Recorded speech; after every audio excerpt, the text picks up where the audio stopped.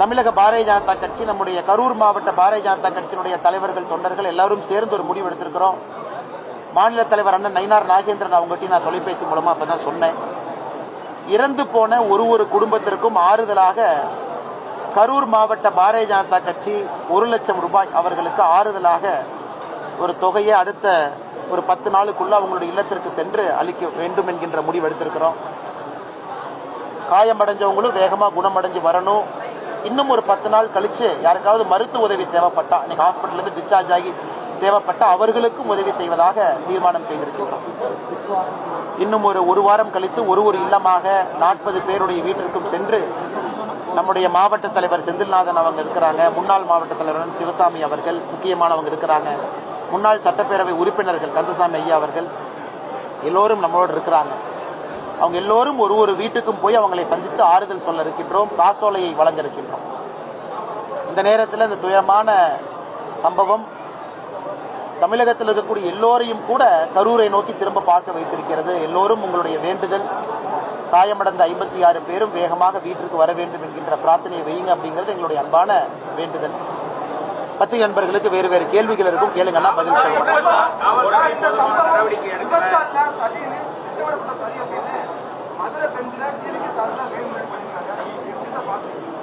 அண்ணா, நேற்று கரூரில் இந்த சம்பவம் நடந்ததற்கு இன்னைக்கு 24 மணி நேரம் கழிச்சு நம்ம பேசுறோம். 24 மணி நேரம் அனலைஸ் பண்ணதுக்கு அப்புறம் நம்ம பேசுறோம். இதுல பல தவறுகள், பல குளறுபடிகள் நடந்திருக்கிறது. ஒன்று, இன்னைக்கு எல்லா இடத்துலையுமே பொதுமக்கள் கூடும் பொழுது சரியான இடத்தை கொடுக்கிறோமா, சரியான காவல்துறை அதிகாரிகள், காவல்துறையில் இருக்கக்கூடிய கான்ஸ்டபிள் அவங்க டிப்ளாய் பண்றோமா, கிரௌடை சரியான முறையில் கண்ட்ரோல் பண்றோமான்னு கேட்டீங்கன்னா இல்லை. தமிழகத்தில் நீங்க பாருங்க, கள்ளக்குறிச்சியில ஆரம்பித்த மரணத்தை பாருங்க, 64 பேர் தாண்டி போன ஆண்டு அக்டோபர் 6ஆம் தேதி சென்னை இந்தியன் ஏர்போர்ஸ் ஷோல 5 பேர். வரிசையா இந்த கிரௌடு கண்ட்ரோல் மேனேஜ்மெண்டே தமிழகத்தில் ஏதோ ஒரு இடத்துல தவறு நடந்துகிட்டே இருக்கு. கரூரும் அப்படித்தான். ஆனால் எங்களுடைய முதல் குற்றச்சாட்டு மாநில அரசின் மீதுதான் வைக்கின்றோம். காரணம், அவர்களுடைய கடமை சரியான இடத்தை கொடுப்பது அவங்களுடைய கடமை. சரியான இடம் பர்மிஷனே கொடுக்காதீங்க, இல்லைன்னு சொல்லுங்க. அப்படி கொடுக்க வேண்டிய அவசியம் இல்லை. இன்னைக்கு வேலுசாமி பொறுத்தவரை கரூர்ல இருக்கக்கூடிய நம்ம எல்லோருக்குமே தெரியும், ஒரு சின்ன ஒரு சந்தன் அங்க கூட்டத்தை நடத்துவதற்கு வாய்ப்பே கிடையாது. எதற்கு அது கொடுத்தாங்கன்னு தெரியல. தமிழக வெற்றி கழகம் அவங்க கொடுத்த பர்மிஷன் லெட்டர் காலையில் நான் பார்த்தேன். காவல்துறை அதிகாரி ஒருத்தவங்க அதை அனுப்பிச்சிருந்தாங்க. அவங்க கேட்டது இந்த லைட் ஹவுஸ் ரவுண்டானா, உழவர் சந்தை பக்கம் கேட்டிருக்கிறாங்க. அதனால் முதல் தவறு லோக்கல் அட்மினிஸ்ட்ரேஷன், மாவட்டத்தினுடைய ஆட்சியர், காவல்துறை கண்காணிப்பாளர் இடத்தை சரியாக தேர்வு செய்யல. அடுத்து தமிழகத்தினுடைய பொறுப்பு டிஜிபி ஒரு பேட்டி கொடுக்கிறார். 500 பேர் பந்தோபஸ்ல இருந்தாங்க. 500 பேர்ல இல்லைங்கண்ணா, ஸ்ட்ரைக்கிங் போர்ஸ், கார்டு, வண்டிக்குள் உட்கார்ந்து இருந்தவங்க இவங்கெல்லாம் சேர்த்துனா 500. கீழே இருந்த போலீஸ்காரங்க எத்தனை பேர்? 100 பேர் கூட இல்ல. ஒரு வண்டியில ஸ்ட்ரைக்கிங் போர்ஸ் 30 பேர் உட்கார்ந்து இருப்பாங்க. அந்த கணக்கு எழுதி 500 சொன்னால ஏத்துக்க முடியாதுங்கண்ணா. ஒரு கூட்டம் வரும்னு தெரியும், அது 10,000, 20,000, 50,000 நம்பரை விடுங்கண்ணா. ஒரு கூட்டம் வரும் என்று தெரிந்த பிறகு சரியான காவல்துறையை கீழே டிப்ளாய் பண்ணணும் அல்ல, அதையே செய்யாம இன்னைக்கு 500 மலுப்புறாங்க. 500ங்கிறது கீழே இல்லைங்கண்ணா. டிராபிக் போலீஸ் இருந்தாங்களா, கீழே லா அண்ட் ஆர்டர் போலீஸ் இருந்தாங்களா? இல்ல, அவங்க எல்லாம் ஸ்ட்ரைக்கிங் போர்ஸ், அதுலயே 300 பேர் போயிருப்பாங்க. அதனால இவ்வளவு பெரிய கூட்டம் சேரும் இடத்துல மிக குறைந்த காவல்துறையை டிப்ளாய் பண்ணிட்டு என்ன அவங்க கண்ட்ரோல் பண்ணிருக்கிறாங்க? மூன்றாவது, இது பெரிய இழுபறி, கிட்டத்தட்ட 4-5 நாள் இழுபறி. இந்த லேண்டுக்கு போய் பாக்குறாங்க, அங்க போய் பாக்குறாங்க. இன்னைக்கு ஒரு பொது இடத்துல காவல்துறை அனுமதி கொடுப்பதற்கு முன்பு 100 டைம் யோசிக்கணும். ஏன்னா உயர்நீதிமன்றம், உச்ச நீதிமன்றம் அவ்வளவு சொல்றாங்க. பொது சொத்துக்கு சேதம் விளைவிக்க கூடாது, பொதுமக்களுக்கு இடையூறு இருக்கக்கூடாது, டிராபிக் பிளாக் ஆகக்கூடாது, எமர்ஜென்சி ஆம்புலன்ஸ் எல்லாம் போனா வழி இருக்கணும். வேலுச்சாமிபுரத்தில் எந்த வழி இருக்குங்கன்னா, ஒருவேளை முக்கியமான விவிஐபி நாம யார சொல்றோமோ அவங்களுக்கே உடம்புல பிரச்சனை வந்தா எந்த ஆம்புலன்ஸ் உள்ள போய் அவங்களை வெளியே கூட்டிட்டு வரும்? ஆம்புலன்ஸே போகாத ஒரு சந்து ஒரு ரோட்ல கொடுத்திருக்கிறாங்க. அதனால் மாவட்டத்தினுடைய ஆட்சித்தலைவர், மாவட்டத்தினுடைய காவல்துறை கண்காணிப்பாளர் இருவரையும் உடனடியாக பணி நீக்கம் செய்யணும். பேசிக் மினிமம் சஸ்பென்ஷன்ல வைக்கணும். காரணம், மற்ற அதிகாரிகளுக்கு இது எச்சரிக்கையா போகணும். இல்ல செஞ்சோம், ஒரு ஹைகோர்ட் ரிட்டையர்ட் ஜஸ்டிஸ போட்டுட்டோம், கண் துடைப்புக்கு ஏதோ நடத்துறது கேள்வியே கிடையாதுங்கண்ணா. அரசியல்வாதிகள் 1008 சொல்லுவான் சார். ஆளுங்கட்சிக்காரன் பர்மிஷன் கொடுக்காதீன்னு 1008 சொல்லுவான். இங்க கொடுங்க, அங்க கொடுங்கம்மா. அது கேட்கறக்கா ஐபிஎஸ் யூனிஃபார்ம் போட்டிருக்காங்க, அவங்க சொல்றதெல்லாம் கேட்கறக்கா கலெக்டர் பொசிஷன்ல உட்கார்ந்து இருக்காங்க. அதனால் மாவட்டத்தினுடைய காவல்துறை கண்காணிப்பாளரும் மாவட்டத்தினுடைய ஆட்சியர் மீது உடனடியாக முதலமைச்சர் நடவடிக்கை எடுக்கணும். என்ன ஒரு பிரமாத வேலை பண்ணிட்டு இருக்காருன்னா, சும்மா வந்து பார்த்துட்டு அங்க இருப்பாங்க இங்க இருப்பாங்க. இந்தியாவில் 10 பேர் 15 பேர் ஒரு இடத்துல இறக்குறாங்கனாவே உடனடியாக நடவடிக்கை எடுக்கிறாங்க பல அரசுகள். ஏன்னா மற்ற மாவட்டத்தினுடைய எஸ்பிக்கும் டிசிக்கும் கலெக்டருக்கும் இது ஒரு வார்னிங்கா இருக்கும். அடுத்து எங்களுடைய மாநிலத்தினுடைய தலைவர் பாரதிய ஜனதா கட்சி அண்ணன் நயினார் நாகேந்திரன் அவர்கள், முதலமைச்சர் அவர்கள் பதவி விலக வேண்டும். ஏன் தலைவர் அந்த கருத்தை வைக்கிறாங்க? இந்தியன் ஏர்போர்ஸ் ஷோல chief minister deputy chief minister போய் பாக்குறாங்க. 5 பேர் இறக்குறாங்க, 71 பேர் ஹாஸ்பிட்டல் அட்மிட். அதனால தமிழகத்தில் மக்கள் அதிகமாக சேரக்கூடிய எந்த இடத்தையும் கூட திமுக தன்னுடைய 4 ஆண்டு காலம் ஆட்சி காலத்தில் எதையும் சரிவர கவனிக்கல. அப்படி இருக்கும் பொழுது முதலமைச்சர் அந்த பதவியில் என்ன பண்றாரு? இஷ்யூ நடந்த பின்பு வருவதற்கு முதலமைச்சரா, இல்ல ரிவ்யூ மீட்டிங் எடுத்து இன்ஸ்ட்ரக்ஷன் கொடுக்குறாங்களா, இல்ல கலெக்டர் எஸ்பி எல்லாம் கீழே இருக்கிறாங்க, ப்ராப்பர் பர்மிஷன் டெல்லி சென்னையிலிருந்து வாங்குறாங்களா? அதனால் மாநில தலைவர் நயினார் அண்ணன் சொன்ன கருத்துல நியாயம் இருப்பதாக நானும் பார்க்கின்றேன். சரியான கருத்து. அதை அடுத்து இன்னைக்கு இந்த கூட்டத்தை ரொம்ப ஸ்டடி பண்ணணுங்கன்னா, நீங்க வந்து 1 மேன் ஜட்ஜை நாங்க போட்டிருக்கோம், ரிட்டையர்ட் ஜட்ஜை போட்டிருக்கோம். உடனடியாக சிபிஐ என்கொயரி வேண்டும். இன்னைக்கு முதலமைச்சர் அவர்கள் தமிழ்நாட்டுக்குள்ள சிபிஐ வரக்கூடாதுன்னு ப்ராசிக்யூஷன் சாங்ஷனை வித்ட்ரா பண்றாரு. ஆனா இதற்கு முன்பு இன்னொரு இடத்திற்கு சிபிஐ கொடுக்கிறார் அஜித் குமார் கேஸ்ல. அதனால தாமாக முன் வந்து சிபிஐ என்கொயரி கேட்கணும். அந்த கூட்டத்தில் யாராவது ட்ரிகர் பண்ணாங்களா? அந்த கூட்டத்தில் விஷக்கிருமிகள் யாராவது இந்த கிரௌட ட்ரிகர் பண்ணாங்களா? ஆம்புலன்ஸ் எப்ப வந்துச்சு? லாட்டி சார்ஜ் காவல்துறை எதற்காக பண்ணாங்க? கரண்ட் எதுக்காக போச்சு? இந்த எல்லா விஷயத்தையும் சிபிஐ நுணுக்கமாக கண்காணிச்சு யாராவது உள்ள இருந்து விஷமத்தனமாக ஏதாவது செஞ்சிருந்தா, நீங்க கேட்ட கேள்வி டிவிகே மதுரை ஹைகோர்ட்டுக்கு போயிருக்காங்க. உண்மையா பொய்யா, நியாயமா நியாயமில்லை தெரியாதுங்கண்ணா, கோர்ட்டு பார்க்கணும். ஆனா என்னை பொறுத்தவரை எந்த சந்தேகத்திற்கும் இடம் கொடுக்காம சிபிஐ போன்ற ஒரு அமைப்பு யாராவது விஷயம் செருப்பு வீசுறாங்க. ஒரு கூட்டத்தில் ஒரு தலைவனை பார்க்க வரவங்க செருப்பு வீச மாட்டாங்கல்ல, வெளியால் தானே செருப்பு வீசுவோம். செருப்பு எப்படி வீசுறாங்க? ஏன் கரண்ட் கட் ஆச்சு? இதையெல்லாம் கூட சிபிஐ பண்ணி ஒரு என்கொயரி பண்ணி முதலும் கடைசியுமாக தமிழ்நாட்டில் வேற எங்கேயும் இது நடக்காம இருக்கு. கடைசியாக எங்களுடைய குற்றச்சாட்டு திரு விஜய் அவர்கள் மீது. ஒரு நடிகர் கரூருக்கு, பெரம்பலூருக்கு, திருவாரூருக்குலாம் வர்றீங்கன்னா கூட்டம் பார்க்க வருவாங்கல்ல, இதெல்லாம் கிராமத்து பகுதிகள், மக்கள் வருவாங்க.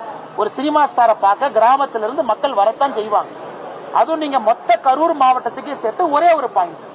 மற்ற அரசியல் கட்சிகள் என்ன பண்றாங்க? சட்டமன்றத்துக்கு ஒரு பாயிண்ட் வைக்கிறாங்க, ஒரு மாவட்டத்துக்கு 5 பாயிண்ட் வைக்கிறாங்க. ஒரே பாயிண்ட் வச்சா 20,000-30,000 பேர் வராம என்ன பண்ணுவாங்க? அதுவும் வீக்கெண்ட்ல வைக்கிறீங்க, சனிக்கிழமை வைக்கிறீங்க. சனிக்கிழமை வைக்கும் பொழுது மக்கள் எல்லோரும் வரத்தான் செய்வாங்க. குழந்தை குட்டியை கூட்டிட்டு வருவாங்க.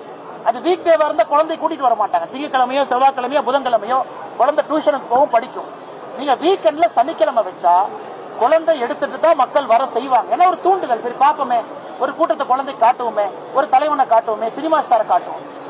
அதனால் விஜய் அவர்களை போன்றவர்கள் இதெல்லாம் யோசிக்கணும், இதெல்லாம் யோசிச்சு வைக்கணும்.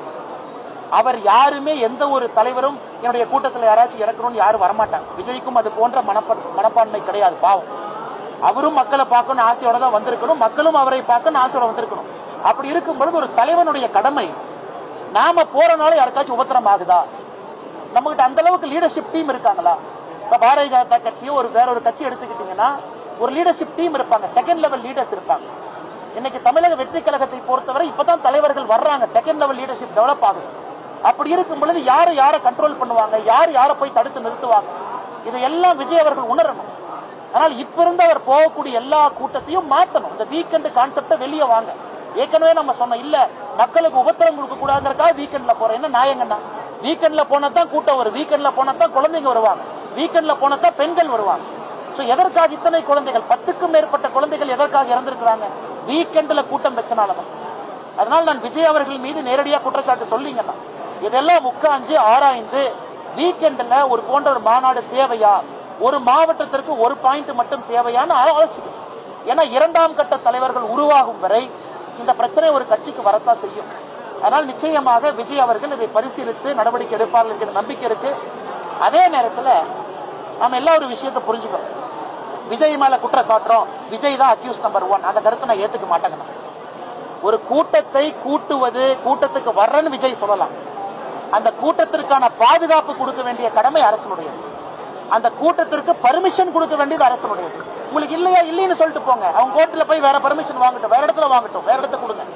அதனால் விஜய் அவர்களை பொறுத்தவரை இந்த கூட்டத்துக்கு நான் கூட்டுனேன், நான் வந்தேன், அவருக்கு எல்லா உரிமையும் இருக்கு. அவரை பார்ப்பதற்கு மக்களுக்கு உரிமை இருக்கு. 1000 பேர் வரலாம், 10,000 பேர் வரலாம், 10 லட்சம் பேர் வரலாம், அவங்களுக்கு உரிமை இருக்கு. இந்த இடைப்பட்ட தரகர் யாருன்னா அரசு. அரசு இங்கை பொறுத்தவரை தரகர் வேலையை செய்யணும். விஜய் அவர்களுக்கு அனுமதி கொடுக்கணும், வர்ற மக்களுக்கும் பாதுகாக்கணும். அந்த வேலையை அரசு செய்யல. விஜய் அவர்களுக்கும் சரியான முறையில் அனுமதி இல்ல, வந்த மக்களுக்கும் சரியான முறையில் பாதுகாப்பு கொடுக்கல. அரசை பொறுத்தவரை 2 இடத்திலும் தோத்திருக்கிறாங்க. ஒருதலை பட்சமாக பாரபட்சமாக எதிர்கட்சிக்கு நடந்துக்கிறாங்க, ஒருதலை பட்சமாக பாரபட்சமாக சாமானிய மனிதர்கள் நடந்திருக்கிறாங்க. அதனால அரசு வெட்கி தலைகுனியணும். மாவட்ட ஆட்சியர் மீதும் மாவட்ட காவல்துறை கண்காணிப்பாளர் மீதும் கடும் நடவடிக்கை எடுக்கணும். சும்மா நீங்க சப் இன்ஸ்பெக்டர் இன்ஸ்பெக்டர்லாம் பக்கறாங்க, அவங்க என்ன பண்ணுவாங்க? இன்ஸ்ட்ரக்ஷன் கொடுத்தீங்கன்னா ஸ்பாட்டுக்கு போவாங்க. எஸ்பி 10,000 பேர் 20,000 பேர் வர்றாங்கன்னா ஸ்பாட்ல எஸ்பி டிஐஜி இருக்கணும்லங்கன்னா அவங்க வந்து நிக்கணும்ல, அவங்க இருக்கணும்ல. ஓ, எதிர்கட்சி கூட்டம், நம்ம ஸ்பாட்டுக்கு போனா நம்மளை சஸ்பெண்ட் பண்ணிடுவாங்க. எதிர்கட்சி ஆளுங்கட்சி இல்லைன்னா மக்கள் கூடுற எண்ணிக்கை தானே முக்கியம். அதனால் விஜய் அவர்களை பொறுத்தவரை இன்னைக்கு அவர் பெரும் வருத்தத்தில் இருப்பாரு. அதனால் எல்லோரும் சேர்ந்து அவரை யாரும் கார்னர் பண்ண வேண்டாம். இதிலிருந்து மீண்டு வரணும். தலைவன் இதை தாண்டி தான் வரணும். எல்லா மக்களுக்கும் ஆறுதலாக விஜய் நிற்க ஆரம்பித்திருக்கிறார்கள், நிற்பார்கள், நம்பிக்கை இருக்கு. 3வது, தன்னுடைய பயணத்தினுடைய வடிவமைப்பை மாற்றணும். இந்த வீக்கெண்டு சனிக்கிழமை குழந்தைங்க வர்றதை அவாய்ட் பண்ணணும். அதே போல கடைசியா பெற்றோர்களுக்கு, அண்ணா நாம் ஒரு வளர்ந்த மாநிலங்கண்ணா, இது நேரடியா நான் உங்கள்கிட்ட சொல்றேங்கண்ணா, நானும் வயிறறிஞ்சு சொல்றேன், நாம் ஒரு வளர்ந்த மாநிலம். இந்தியால நம்பர் 2வது இடத்துல இருக்கிற மகாராஷ்டிராக்கு அப்புறம் படித்தவர்கள் அதிகமாக இருக்கக்கூடிய மாநிலம். நம்ம நடவடிக்கை அப்படியாங்கண்ணா இருக்கு. விஜய் கார்ல போகும்போது பைக்ல 100 பேர் போறாங்க, தொத்த பாக்குறாங்க. என்னன்னா அது உங்க அப்பா அம்மாக்கு ஒரு குழந்தை நீங்க தான். இறந்து போன 40 பேர்த்துக்கு அவங்க எல்லாம் வீட்டுல தங்கம் தான். எல்லாரும் கணவன் மனைவி குழந்தை தாத்தா பாட்டி எல்லோரும் யாரோ ஒருத்தர் இழந்திருக்கிறாங்க. அதனால எதற்காக இப்படி ஒரு மேல தொங்குறது, கோயில் மேல நிக்கிறது, மசூதி மேல நிக்கிறது, சர்ச் மேல நிக்கிறது, டிரான்ஸ்பார்மர் மேல நிக்கிறது, எதுக்கு அப்படி? உங்களுடைய தலைவனை பார்க்கணுமா? ஆனந்தமா பாருங்க, டிவியில பாருங்க, பாதுகாப்பா பாருங்க, கை தட்டுங்க, ரசிங்க, எல்லாம் பண்ணுங்க. உங்களுக்கு அங்கே பாதுகாப்பு இல்லைன்னு தெரிஞ்சதுக்கு அப்புறம் ஏன் போய் அடையிறீங்க? இன்னைக்கு 1 ஸ்கொயர் மீட்டரை பொறுத்த வரைக்கும் 2 பேர் தாங்க நிக்கலாம். 2 பேர் என்னதான் பாதுகாப்பு? 1 ஸ்கொயர் மீட்டர். இப்ப 100 ஸ்கொயர் மீட்டர்னா 1076 ஸ்கொயர் ஃபீட். எத்தனை பேர் நிக்கிறாங்க? 1 ஸ்கொயர் மீட்டருக்குள்ள 5 பேர் நின்னா நடக்காம என்ன ஆகும்? அதனால் யாரின் மீது குறை சொன்னாலும், அரசு, எஸ்பி, டிசி, விஜய் அவங்க இவங்கன்னு யாரு மேல சொன்னாலும் கூட்டத்துக்கு வருகின்ற ஒருத்தரும் யோசிக்கணும். உங்க குடும்பத்துக்கு நீங்க மட்டும்தான். உங்களை இழந்துட்டா அவங்களுக்கு அது லைஃப் டைம் போச்சு. ஆனால் நீங்க தயவு செஞ்சு யார வேணாலும் போய் பாருங்க, டிவியில பாக்குறவங்கள பாருங்க, யூடியூப்ல பாக்குறவங்கள பாருங்க, தூரத்துல இருந்து பாருங்க. அங்க போனதுக்கு அப்புறம் பாதுகாப்பு இல்லைன்னு தெரிஞ்சதுக்கு அப்புறம் ஏன் உள்ள போறீங்க? எதுக்காக பைக்ல துரத்துறீங்க? என்ன நீங்க கீழே விழுந்தா யாருக்கு பிரச்சனை? மத்தவங்களுக்கு 10 லட்சத்துல ஒருத்தர் நீங்க, ஆனா உங்க அப்பாக்கு நீங்க மட்டும்தான், அம்மாக்கு நீங்க மட்டும்தான். அதனால அந்த இளைஞர்கள், பெண்கள், குழந்தைகளுக்கு நான் ரொம்ப மன கஷ்டத்துல சொல்றேன், தயவு செஞ்சு இது போன்ற ஒரு சூழ்நிலையை ஏற்படுத்தாதீங்க. கூட்டமா இருக்கிற இடத்துக்கு போகாதீங்க. அரசியல் கட்சி பாரதிய ஜனதா கட்சி நாங்களும் மாநாடு போடுறோம், பாதுகாப்பா இருக்கு, விஸ்தாரமா இருக்கு, அங்க போய் நிக்கலாம்னா வாங்க, இல்லாட்டி வராதீங்க. டிவியில பாருங்க, தொலைபேசியில கேளுங்க, நியூஸ் பேப்பரை படிங்க. எங்களுடைய அன்பான வேண்டுகோள், இது முதலும் கடைசியுமா தமிழ்நாட்டில் இதான் இருக்கணும். இதுக்கு மேல ஒரு அரசியல் மாநாட்டில் ஒருத்தர் இறந்தாங்கன்னா நம்ம எல்லாரும் சேர்ந்து தலை குனிஞ்சு நிக்கணும். சார் தூத்துக்குடி துப்பாக்கி சூடு சார், 5 மணி நேரம் 6 மணி நேரம் லேட்டா ஒரு தலைவர் வராரு, குறிப்பிட்ட நேரத்துக்கு வராரு. 9 மணிக்கு ஒரு இடத்துல சொல்றாங்க, நாம 2:30 மணிக்கு தான் வராரு, சென்னையில 9 மணிக்கு தான் கிளம்புறாரு சொல்லிட்டு 7 மணிக்கு வராரு. அண்ணா, நான் அந்த தமிழக வெற்றி கழகத்தினுடைய அனுமதி கடிதத்தை பார்த்தங்கண்ணா. அவங்க போட்டிருக்கிற நேரம் வந்து கரூரை பொறுத்தவரை 3 மணியிலிருந்து இரவு 10 மணி வரை அப்படின்னு அனுமதி கடிதம் கொடுத்திருக்கிறாங்க. அப்படி இருக்கும் பொழுது எல்லோருக்குமே தெரியும் 3 மணிக்கு விஜய் வரப்போறது. 3 மணியிலிருந்து 10 மணினா 8 மணி 9 மணிக்கு தான் வருவாங்க. காவல்துறை எதற்காக லாங் டியூரேஷனை கொடுக்குறீங்க? இன்னைக்கு விஜய் அவங்க லேட்டா வந்தாங்கிறது முக்கியம் கிடையாதுங்கண்ணா. அனுமதி கடிதத்திலேயே 3லிருந்து 10 வரையும் இருக்கு. அப்படின்னா விஜய் 3 மணிக்கு வரலாம், விஜய் அவர்கள் 10 மணிக்கு வரலாம். நம்ம விஜய் குற்றம் சொல்ல முடியாது. காரணம், அனுமதி கடிதத்தில் அந்த நேரம் இருக்கு. காவல்துறை எதுக்கு 7 மணி நேரம் கொடுக்குறீங்க? ரோட் ஷோ வர்றாங்க, பாக்குறாங்க, போறாங்க. 2 மணி நேரம் கொடுங்க, ரெஸ்ட்ரிக்ட் பண்ணுங்க. 2 மணி நேரத்துல தலைவர் வரலையா, போக விடாதீங்க. 144 எத்தனை சிஆர்பிசில இருக்கு, பயன்படுத்துங்க. அதனால் இதை பொறுத்தவரை விஜய் தாமதமாக வந்தார் அப்படிங்கிற கருத்தை நான் ஏத்துக்க மாட்டேங்கன்னா, காரணம் அனுமதி கொடுத்த கடிதத்துல 3 மணியிலிருந்து 10 மணி இருக்கு. காவல்துறை எது கொடுத்தீங்க? 2வது, இன்னைக்கு முதல்ல விஜய் அவர்கள் 3 மாவட்டத்துக்கு போனவர், இன்னைக்கு 2 மாவட்டமா மாத்திருக்காங்க. மாவட்டம்னா ஜெனரலா சாயந்தரம் தான் வருவாங்க. அதனால நான் ஏற்கனவே சொன்னது போல பயணத்தினுடைய வடிவமைப்புல கோளாறு இருக்கு. சனிக்கிழமை வேண்டாம் பண்ணாதீங்க. குழந்தைங்க வருவாங்க, வேண்டானாலும் குழந்தைங்க எட்டி பார்ப்பாங்க. ஒரு சின்ன குழந்தை எட்டி பார்க்கறதுக்கு ஒரு சரி விஜயை பார்ப்போம், ஒரு தலைவரை பார்ப்போம், ஒரு ஆக்டரை பார்ப்போம். நீங்க எதுக்கு அனுமதி கொடுக்குறீங்க? பண்ணாதீங்க. பெண்கள் வருவாங்க, வீட்டு வேலையை முடிச்சு சனிக்கிழமை வருவாங்க. ஞாயிற்றுக்கிழமை யாருக்கு வேலை இல்லை, வேலைக்கு யாரும் போக மாட்டாங்க. அதனால் விஜய் அவர்களுடைய யாத்திரையினுடைய வடிவமைப்புல கோளாறு இருக்கு. அதை முதல்ல ரெக்டிஃபை பண்ணுங்க. அதுக்காக யாத்திரையை நிறுத்துறோம். ஒரு அரசியல் தலைவர் போய் தான் ஆகணும். விஜய் அவர்களோ யாருமோ வேண்டும் என்று மக்கள் சாகணும்னு யாரும் விரும்பல.